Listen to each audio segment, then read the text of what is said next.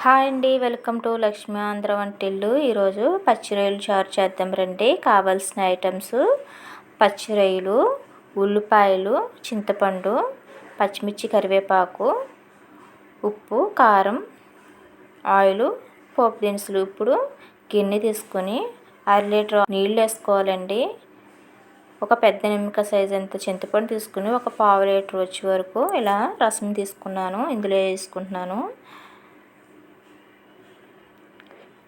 పచ్చి రొయ్యలు క్లీన్ చేసుకుని ఆల్రెడీ బాయిల్ చేసానండి. చేసిన రొయ్యలు ఇప్పుడు ఇందులో వేసుకుని బాగా మెదుపుకోవాలి. ఇలా చేయడం వల్ల రొయ్యల్లో టేస్ట్ అంతా చారులోకి బాగా దిగుతుంది. ఇప్పుడు సన్నంగా తురిమి పెట్టుకున్న ఉల్లిపాయ ముక్కలు,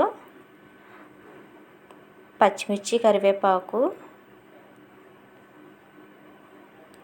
ఒక స్పూన్ కారం, టేస్ట్కి సరిపడా ఉప్పు వేసుకోవాలండి.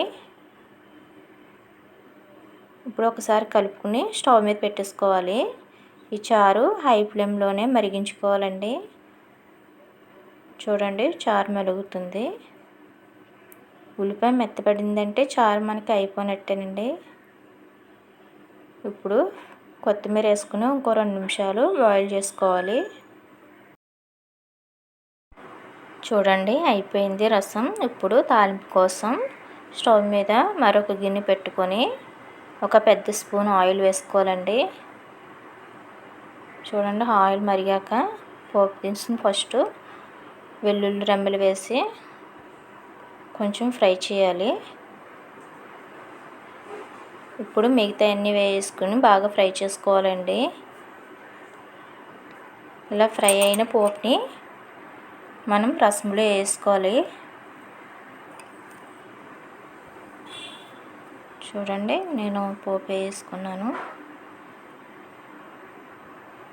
ఎంతో టేస్టీగా ఉండే రొయ్యల చారు రెడీ. మీరు ట్రై చేయండి. ఎలా ఉందో కామెంట్ చేయండి. వీడియో నచ్చినట్లయితే సబ్స్క్రైబ్ చేసుకోండి.